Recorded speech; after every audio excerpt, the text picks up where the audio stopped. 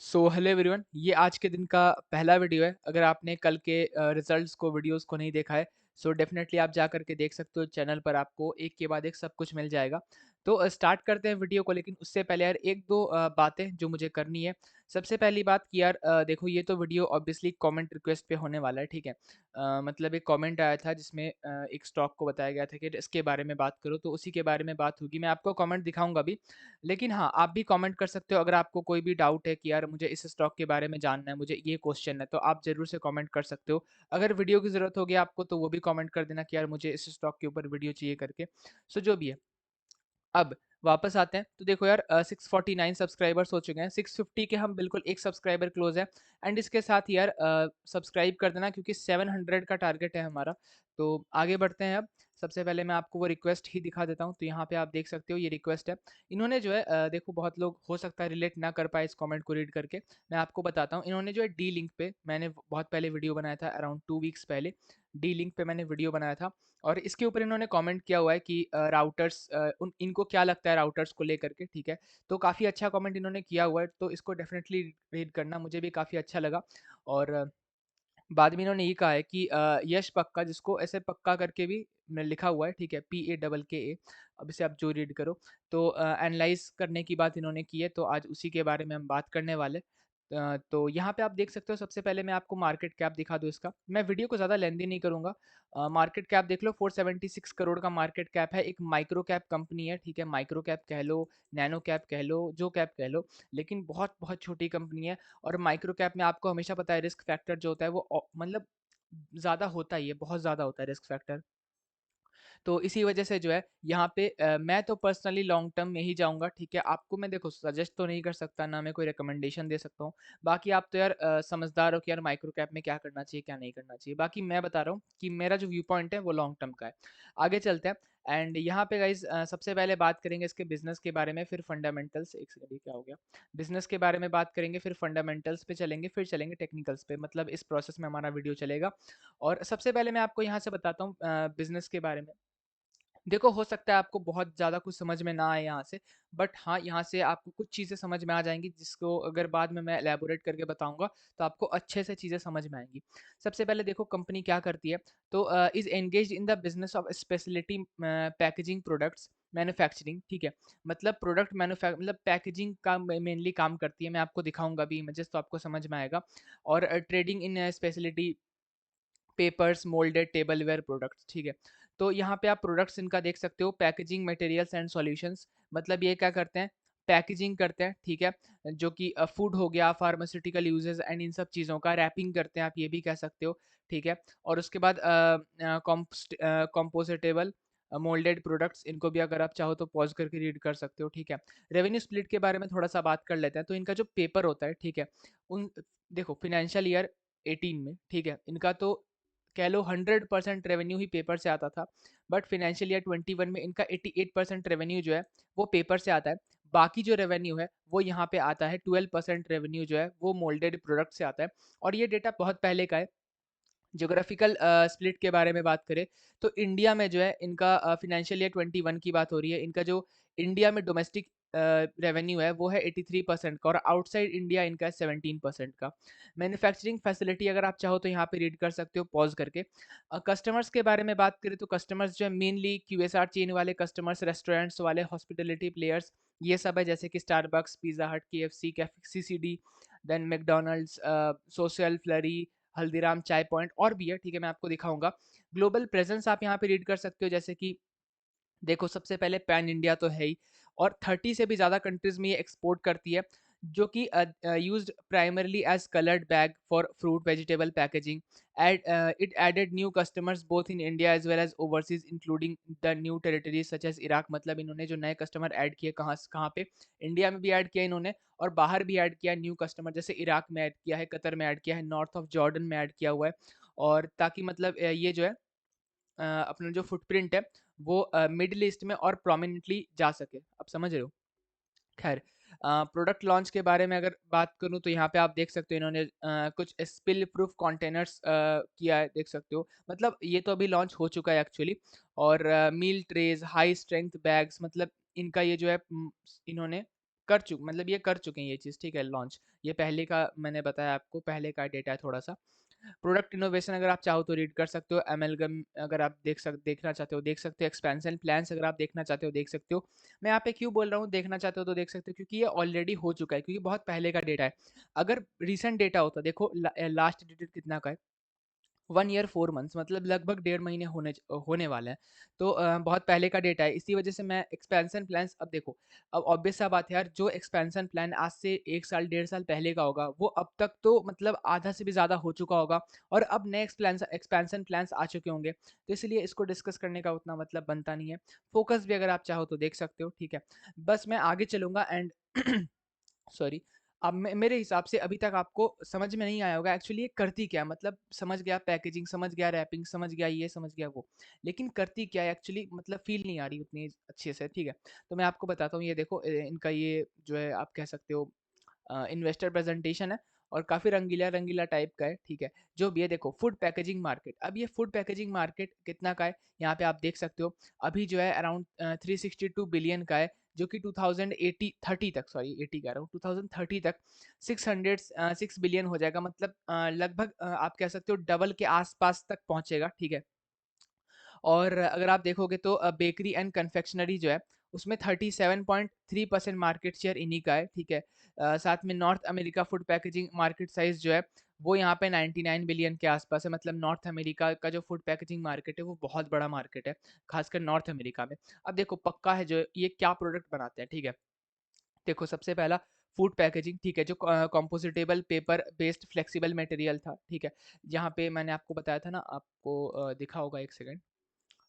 यहाँ पे आप देख सकते हो, थोड़ा सा मैं यहाँ पे देखो, कॉम्पोस्टेबल मोल्डेड प्रोडक्ट्स, ठीक है। और वो चीज़ यहाँ पे है, ठीक है, ये वो वाला प्रोडक्ट है जिसमें आप कह सकते हो पेपर बेस्ड जो फ्लेक्सिबल मटेरियल्स होते हैं, ठीक है। जैसे ये देखो जैसे कोई एक जो है, ये क्या कह सकते हैं, जैसे प्रोटीन बार टाइप का कुछ है, ठीक है। और उसको जो है यहाँ पे रैप किया हुआ है पेपर से, तो ये एक चीज़ हो गया। अब क्या रैप करती है, क्या पैक करती है, आपको समझ में आ रहा होगा। फूड कैरी, तो यहाँ पे वही है, कॉम्पोजिटेबल है और मिनरल बेस्ड, और ये है, तो अब ये क्या है, तो यहाँ पे obviously paper bags. Then food carry आपको समझ में आ चुका होगा।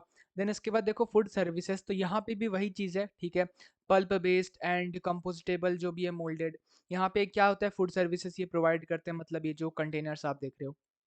तो अब आपको समझ में आ रहा होगा कि एक्चुअली कंपनी जो है क्या बनाती है, ठीक है। अब मैं जैसे यहाँ पे देख सकते हो, market coverage strategic global locations, ठीक है। तो यहाँ पे जो है कहाँ कहाँ पे ज़्यादा यूज़ है, ठीक है। जैसे मैंने आपको बताया नॉर्थ अमेरिका में काफ़ी ज़्यादा यूज़ है, तो यहाँ पे आप देख सकते हो, है ना। फिर यहाँ पे और भी कुछ चीज़ें लिखी गई है, जैसे देखो ये कुछ आप कह सकते हो फ्यूचर के बारे में इन्होंने बताया हुआ है। अब यही चीज़ मैं आपको बोल रहा था कि वो एक्सपेंशन प्लान्स हो चुके हैं, उनके बारे में बात करके कुछ खास फ़ायदा नहीं है। ये एक्सपेंशन प्लान्स आगे होने वाला है, तो इनके बारे में बात करके फ़ायदा है। अब देख सकते हो लेट 23 में capital arrangement, offtake finalising, road map creation. Then 24 से 26 में जो है यहाँ पे मैन्युफैक्चरिंग यहाँ पे सेटअप किया जाएगा। देन 24 में ही यहाँ पे जो है एक food hold in North America food services space through outsourcing. Then यहाँ पे जो है को मैन्युफैक्चरिंग एंड डिस्ट्रीब्यूशन पार्टनरशिप होगा। एंड देन यहाँ पे मतलब ये जो है ये एक प्रोजेक्ट है, $250 मिलियन का प्रोजेक्ट है, जिसमें जो है इक्विटी रहने वाला है 100 मिलियन का, एंड डेट रहने वाला है 150 मिलियन का। और ये जो है नॉर्थ अमेरिका में ये कुछ एक्सपोजर अपना बनाना चाहते हैं इस वजह से, और क्योंकि वहाँ पे मैंने आपको बताया मार्केट काफ़ी ह्यूज है, तो यहाँ पे वो जाना चाहते हैं। और यहाँ पे और भी चीज़ें देख सकते हो, रिकॉग्निशन एंड अवार्ड्स यहाँ पे है, ठीक है, कि कौन कौन से अवार्ड्स मिले हुए हैं, ये सब कुछ। इंटरनेशनल फुटप्रिंट अगर आप देखोगे तो यहाँ पे देख सकते हो, जैसे यहाँ पे 77% है, यहाँ पे 1% है। अब ये कौन सा, ये वो वाला जगह है, मिडिल ईस्ट है, जो मैं आपको बता रहा था कि कंपनी मिडिल ईस्ट की तरफ जा रही है, वहाँ पे फुटप्रिंट जो है उसको बढ़ाना चाहती है। अब जैसे देखो फूड पैकेजिंग में जो है कहाँ कहाँ पे यूज़ होता है, ठीक है। अब जैसे देखो अगर आप पार्ले जी का पैकेजिंग देखोगे, तो पैकेजिंग में यहाँ पे देख सकते हो टाइम टेस्टेड कस्टमर रिलेशनशिप्स। तो यहाँ पे देखो पार्ले जी, ठीक है। कैफे सीसीडी, सीसीडी का कोई अगर आप लोगे उसमें फूड पैकेजिंग जो होगा वो होगा MDH, Glucon D, Unilever, Tata. फिर उसके बाद कैडबरी, ठीक है। फिर हुक्का माकी करके कुछ है, ठीक है। तो जो भी है ये मैं नहीं जानता, बाकी यार ये 7 तो मैं जानता हूँ। फूड कैरी के बारे में बात करें, मतलब अगर जस्ट सपोज आपने एग्जाम्पल के लिए बता रहा हूँ मैं, केएफसी से आपने कुछ खरीदा तो वो ऑब्वियसली आपने देखा होगा एक पेपर के बैग में आता है जिसका इमेज मैंने दिखाया, ठीक है? तो वो जो पेपर का बैग है वो सब में इसका यूज़ है। वो पेपर का बैग कौन बनाती है? ये कंपनी बनाती है। किसका? केएफसी का पेपर का बैग होता है ऑब्वियसली, बर्गर किंग का होता है, मैकडी का होता है, बिग बास्केट में होता है, ठीक है? बाकी यम अगर आपने सबका नाम सुना होगा तो ठीक है। बाकी फूड सर्विसेज के बारे में अगर बात करें तो जब सर्विस प्रोवाइड किया जाता है, अब जैसे अगर आप ज़ोमैटो से कुछ मंगवाते हो या ज़ेप्टो से कुछ मंगवाते हो, या फिर आप स्टारबक्स में जाकर के कुछ खाते हो, या फिर आप चाय पॉइंट से कुछ मंगाते हो, कुछ खाते हो, हल्दीराम से अगर आप कुछ मंगाते हो या कुछ खाते हो, देवयानी मतलब हो गया पिज़्ज़ा हट या सीसीडी, देवयानी में दोनों ही आते हैं, आपको पता होगा अगर आपको देवयानी का बिज़नेस पता होगा तो। तो देवयानी मतलब पिज़्ज़ा हट एंड सीसीडी दोनों हो गया, सॉरी हाँ, पिज़्ज़ा हट एंड सीसीडी नहीं, कोस्टा कॉफ़ी, ठीक है? सीसीडी तो अलग है, खैर यहाँ पे सीसीडी है। तो यहाँ पे देवयानी मतलब पिज़्ज़ा हट ही आप कह सकते हो, फिर बीकानेरी वाला, फिर टपरी, मतलब इनका जो फूड सर्विस ये प्रोवाइड करते हैं, तो ये किस में प्रोवाइड करते हैं? ये इसी तरह के मतलब जो पैकेजिंग होता है, जैसे मैंने आपको दिखाया था ना फूड सर्विस में, एक सेकंड, ये देखो, ये जो मैंने आपको दिखाया था, ये उसकी बात हो रही है, ये वाला फूड सर्विस है ना? तो ये सब में यूज़ होता है। तो कहाँ पे यूज़ होता है, क्या होता है, सब आपको मैंने बता दिया। एक्सपोर्ट्स आप देख सकते हो, वहाँ पे जो डेटा था एक्सपोर्ट का वो पहले का डेटा था। मैं उसको फिर से आपको नया वाला डेटा बताता हूँ, क्योंकि देखो मैंने क्या बताया कि यहाँ पे आप रीड कर लेना, ये पहले का डेटा है, कुछ ज़्यादा इंपॉर्टेंट नहीं है। अब जो डेटा मैं आपको बता रहा हूँ ये बहुत इंपॉर्टेंट है। जैसे देख सकते हो एक्सपोर्ट जो है वो धीरे-धीरे इंक्रीज़ हो रहा है, लगभग 27% एक्सपोर्ट हो चुका है। मतलब जो रेवेन्यू आता है एक्सपोर्ट से वो 27% रेवेन्यू बाहर से आता है, एंड बाकी का जो हमारा बचा 73%, ठीक है, वो यहाँ पे हमारा जो है डोमेस्टिक है। टॉप लाइन के बारे में बात करें तो टॉप लाइन ग्रोथ भी आप यहाँ पे देख सकते हो, है ना? काफ़ी अच्छा ग्रोथ आ रहा है कुछ दिन से। खैर इसके बारे में हम फंडामेंटल्स में भी बात करेंगे। बॉटम लाइन भी आप यहाँ पे देख सकते हो, एबिटा भी आप यहाँ पे देख सकते हो, ठीक है? की प्रोजेक्ट्स अगर आप यहाँ पे चाहो तो पॉज़ करके रीड कर सकते हो कि ये क्या-क्या, सॉरी, क्या-क्या आगे ये प्लान कर रही है, क्या-क्या करने का। आगे बढ़ते हैं, तो यहाँ पे देख सकते हो इनका जो प्रोजेक्शन है, ठीक है? अभी जैसे मैं आपको दिखाता हूँ, ठीक है? इनका जो अभी 408 का इनका जो है सेल्स आया हुआ है, ठीक है? और इनका ये मानना है कि फाइनेंशियल ईयर 26 तक, मतलब 2 साल बाद इनका जो है 950 का जो है सेल्स हो जाएगा। तो अगर आप कैलकुलेट करोगे, ठीक है? अगर आप 408 से 550 देखोगे तो लग बहुत अच्छा जंप है। 550 फिर 950 देखोगे तो और भी अच्छा जंप है। लगभग यहाँ पे डबल के आस-पास जा रहा है, मतलब डबल तो 1100 होता है, लेकिन फिर भी यहाँ पे जो है 80% के आस-पास या 75-80% आप एक बार कैलकुलेट कर लेना। तो प्रोजेक्शन तो इनका काफ़ी अच्छा है कि यार आगे हमारा जो है बहुत अच्छा सेल्स ग्रोथ आने वाला है। और चलते हैं यार, ये सब तो हो गया बिज़नेस का बात। अब यार थोड़ा-सा बात कर लेते हैं फंडामेंटल्स के बारे में। तो एक बार मैं आपको फिर से रिमाइंड कराना चाहूँगा कि इसका मार्केट कैप 476 करोड़ का है, व्हिच इज़ बहुत छोटा है मार्केट कैप इसका, तो ज़रूर से इस चीज़ को आप याद रखना। चलते हैं क्वार्टर्स में अगर आप कंपेयर करोगे मार्च 22 एंड 23 को, क्योंकि जून का डेटा तो अभी तक आया हुआ नहीं है, तो 82 से 111 इंक्रीज़ हुआ है सेल्स, ऑपरेटिंग प्रॉफिट 12 से 20 हो चुका है, बहुत अच्छी बात है। मार्जिन 14 से 18 हो चुका है, very good. Profit before tax 10 का 16 हो चुका है, बहुत बढ़िया। और नेट प्रॉफिट 7 का 12 हो चुका है, यहाँ भी बहुत बढ़िया। ईपीएस भी अगर आप देखोगे तो ₹2.11 से ₹3.05 पे जा चुका है। तो ये तो स्टैंड अलोन की बात होगी, तो स्टैंड अलोन में तो यार बहुत अच्छा है। अब कंसोलिडेटेड पे शिफ्ट कर लेते हैं इस चीज़ को। ओके, अब बात करते हैं, तो यहाँ पे जो है 22 से 23 में अगर आप देखोगे, तो यहाँ पे भी जो डेटा है वो लगभग सेम है, ठीक है? जैसे सेल्स जो है 82 से 111 इंक्रीज़ हुआ है, ऑपरेटिंग प्रॉफिट 11 से 20 हो चुका है, अच्छा इंक्रीज़ हुआ है। प्रॉफिट बिफोर टैक्स 9 से 16 हो चुका है, अच्छा इंक्रीज़ हुआ है। नेट प्रॉफिट तो 6 से 12 डबल हो चुका है। तो यहाँ पे जो है ओवरऑल अगर मैं कहूँ तो ईयर ऑन ईयर बेसिस पे मुझे रिजल्ट्स काफ़ी अच्छे लगे, ठीक है? कोई दिक्कत नहीं है रिजल्ट्स में। मार्जिन भी अगर आप देखोगे तो लगभग 13% का मार्जिन था, वहाँ से 18% के मार्जिन पे ये जा चुका है। एक बार बात कर लेते हैं यहाँ पे प्रॉफिट एंड लॉस स्टेटमेंट के बारे में, ठीक है? आपको अगर लग रहा है यार कि यहाँ पे जो है पहले तो काफ़ी सारे डेटा आ रहे थे, अब जो है सिर्फ 2 ही आ रहे हैं, क्यों? क्योंकि मैंने कंसोलिडेटेड में शिफ्ट कर लिया। मैंने आपको हमेशा बताया कि कंसोलिडेटेड में ही आपको देखना चाहिए, ठीक है? तो देखो, अगर मैं यहाँ पे देखूँ तो कुछ खास डेटा कंसोलिडेटेड में अवेलेबल तो नहीं है, लेकिन अगर आप देखो कि 291 से 408 हो चुका है। और अगर आप प्रॉफिट्स भी देखोगे तो यहाँ पे सब चीज़ें आप देख सकते हो इंक्रीज़ ही हुआ है, तो कुछ खास दिक्कत नहीं है। मैं यहाँ पे सेल्स ग्रोथ की अगर बात करूँ तो 40% का सेल्स ग्रोथ है, ठीक है? अभी ट्रेलिंग 12 मंथ्स का जो सेल्स ग्रोथ है वो 40% है। एंड इसके साथ एक और चीज़ है, वो ये कि यहाँ पे जो है सेल्स ग्रोथ काफ़ी अच्छा है, बट क्योंकि हमारे पास प्रीवियस डेटा अवेलेबल नहीं है, तो मैं ये श्योर नहीं हूँ कि ये जो सेल्स ग्रोथ है, ये आगे भी कंटिन्यू रहेगा। लेकिन यहाँ पे एक प्लस पॉइंट ये भी है कि कंपनी ने खुद मेंशन किया हुआ है कि हमारा जो सेल्स ग्रोथ है वो 6 या 408 था आई थिंक, 408 से बढ़ करके 550 के आसपास जाने वाला है, 550 से 950 जाने वाला है। तो इनका जो प्रोजेक्शन है आगे का वो काफ़ी अच्छा है, और अब ये देखना है कि सिर्फ इनका प्रोजेक्शन मतलब सही तरह से है या नहीं है। अगर प्रोजेक्शन पे ये सही रहते हैं, ठीक से प्रोजेक्शन वाला जो डेटा जो मैंने आपको दिखाया वो अगर आता है, देन इट्स वेरी गुड, बहुत अच्छा कंपाउंडेड सेल्स ग्रोथ होने वाला है। प्रॉफिट ग्रोथ भी इसी वजह से काफ़ी अच्छा होगा, ठीक है। और स्टॉक प्राइस के बारे में बातचीत होती नहीं है। आरओई जो है वो आरओई लास्ट ईयर का 25% का आरओई है, जो कि मुझे तो काफ़ी अच्छा लगा, इट्स वेरी गुड। बट हाँ, अगर ये मेंटेन्ड रहता है तो बहुत बढ़िया बात होगी, लेकिन अगर ये नीचे जाता है तो मेरे हिसाब से प्रॉब्लम हो सकती है, क्योंकि अगर ये देखो 22 23 तक जाए फिर भी ठीक है, मतलब मैं चला लूंगा काम। बट अगर 20 के नीचे जाता है और वहां पे अगर मतलब उससे बढ़ नहीं पाता है तो फिर प्रॉब्लम है। और हाँ, अगर 25 से बढ़ता भी है देन और अच्छी बात है। तो देखो यार, आरओई जो है वो ओके है, अगर यहाँ पे कंटिन्यूड रहता है कोई दिक्कत नहीं है। सेल्स ग्रोथ को इसको खासकर कंटिन्यू रखना होगा इसी तरह से, और जैसा इसने प्रोजेक्शन दिया हुआ है उस तरह से ही। तो ओवरऑल जो है बस वही मैं कहूँगा कि आप एक काम कर सकते हो, आप जो है इस चीज़ पे ऐसा कर सकते हो कि आप थोड़ा एनालाइज़ करो, ठीक है? अब जैसे 2 तरीका होता है, ठीक है? अब आपको जो सही लगे आप कर सकते हो।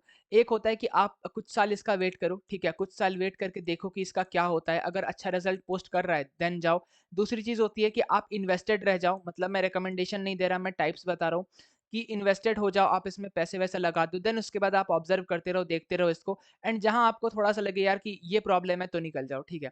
तो 2 चीज़ें होती है, अब इन दोनों में से आपको जो पसंद है, आपको विदाउट इन्वेस्टेड देखना पसंद है तो वो करो, अगर विथ इन्वेस्टेड देखना पसंद है वो करो, जो आपका मन है वो कर सकते हो, ठीक है? मैंने आपको बता दिया कि आगे जो है बस आपको देखते रहना है इस चीज़ को कि हाँ, ये जो है हो रहा है या नहीं हो रहा है, जो चीज़ मैंने आपको बताया। बैलेंस शीट के बारे में बात करें तो बैलेंस शीट में बोरोइंग्स जो है कंपनी के पास 104 करोड़ की बोरोइंग्स है, जो कि लॉन्ग टर्म बोरोइंग 22 करोड़ है, कम है। Short term borrowing 82 crore 82 crore है, तो मेरे हिसाब से बोरिंग्स में कोई भी दिक्कत नहीं आने वाली है। और CWIP कंपनी का लगातार चल रहा है, मैंने आपको बताया हुआ है कंपनी क्या क्या कर रही है, ठीक है। आगे बढ़ते हैं, इन्वेस्टर्स में जाओगे तो इन्वेस्टर्स में जो यहाँ पे मुझे बहुत मेजर इशू लगा, मतलब यहाँ पे मैं ना शेयर होल्डिंग पैटर्न को अच्छा नहीं बोलूंगा, बिल्कुल मैं ओके भी नहीं बोल सकता यार, क्योंकि देखो मैंने बताया हुआ है कि जब भी हम माइक्रो कैप के बारे में बात करते हैं तो यहाँ पे सीधा मतलब यार 70% से ऊपर का शेयर होल्डिंग मुझे देखना होता है, ठीक है। अगर 75 से ऊपर नहीं रहा, 65 के ऊपर रहा और काफी अच्छे फंडामेंटल्स रहे तो मैं जाऊंगा, और कितने भी अच्छे फंडामेंटल्स हो अगर 65 के ऊपर नहीं रहा तो मैं नहीं जाऊंगा।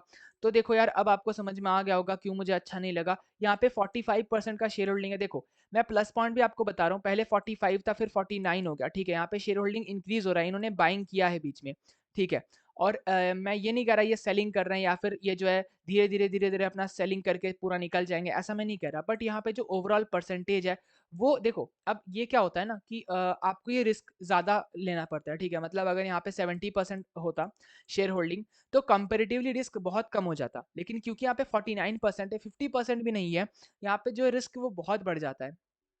खैर यहाँ पे एक चीज़ है कि यहाँ पे जो है प्रोमोटर बार-बार शेयर को बाय सेल नहीं करते हैं। हाँ, कि कभी थोड़ा बेच दिया, कभी 0.2% बेच दिया, कभी 0.1% बाई कर लिया, ऐसा चीज़ नहीं करते हैं। कांस्टेंट रखते हैं, जो रखते हैं, तो ये एक अच्छी बात है। एफआईआईज़ यहाँ पे तो बिल्कुल भी नहीं है, मतलब यहाँ पे एफआईआईज़ का नामो-निशान नहीं है। पब्लिक यहाँ पे है अराउंड पहले ज़्यादा थी 54%, अब ये जो है 50% पे आ चुकी है पब्लिक। एंड पब्लिक में अगर आप देखोगे कैलकुलेट करके तो यहाँ पे अराउंड इधर 2.5% एंड इधर 1%, 3.5%।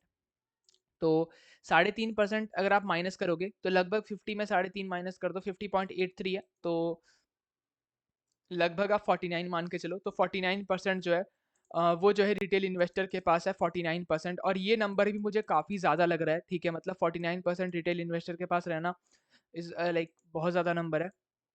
खैर, जो भी हो, तो मुझे शेयर होल्डिंग तो बिल्कुल पसंद नहीं आया। आगे बात करते हैं चार्ट के बारे में, तो देखो चार्ट भी अपने ऑल टाइम हाई पे ही है, क्योंकि ऑब्वियसली नंबर्स भी अगर आप देखोगे क्वार्टर्स में तो नंबर्स भी ऑल टाइम हाई के तो नहीं है, लेकिन काफ़ी अच्छे नंबर्स हैं, ठीक है। तो यहाँ पे चार्ट अपने ऑल टाइम हाई के आसपास है, और यहाँ पे अगर आप देखोगे तो काफ़ी बार इसको जो है इस जोन के आसपास रेजिस्टेंस मिला हुआ है, और अभी ये ब्रेक ब्रेक हो चुका है एंड ब्रेक करके सपोर्ट ले रहा है इस जोन से। तो देखो यार, अब यही बात है कि इतने ऊपर ना मैं फ्रेश बाइंग के लिए सोचूंगा, ठीक है। मैं अपनी बात बता रहा हूँ, ना मैं एवरेजिंग एवरेजिंग के लिए मैं फिर भी सोच सकता हूँ, इस जगह जगह पे मैं फिर भी सोच सकता हूँ, मतलब एक बार को, या अगर आप यहाँ पे देखोगे 110 के आसपास मैं फिर भी सोच सकता हूँ। बट फ्रेश बाइंग तो यार मैं बिल्कुल नहीं सोचूंगा। एवरेजिंग तो मैंने बता दिया। होल्ड एंड सेल तो यार वो अपनी अपनी बात है। खैर देखो, रिकमेंडेशन नहीं है, मैंने अपनी बात आपको बताई है कि मैं क्या सोच रहा हूँ, ठीक है। बाकी आपको क्या करना है ये आपको पता है। और हाँ, देखो यार, किसी की बात मानने वाली चीज़ है ही नहीं, ठीक है। आपको खुद एनालाइज़ करना है, देखना है, समझना है। अगर फाइनेंशियल एडवाइज़र है आपके पास, बिल्कुल उससे उनसे कंसल्ट करना है, पूछना है, और इसके बाद आपको जो करना है करना है। ठीक है यार, एंड करते हैं वीडियो को। अगर वीडियो अच्छा लगा, आई थिंक बहुत लंबा हो चुका है वीडियो, बट हाँ यार, माइक्रो कैप में बातें भी बहुत सारी होती है। तो जो भी है, अगर आपको वीडियो अच्छा लगा, लाइक शेयर सब्सक्राइब कर देना, और कमेंट करके बता सकते हो अगर कोई डाउट है तो। और मैं आपसे मिलता हूँ किसी और वीडियो में। जय Hind and thanks for watching.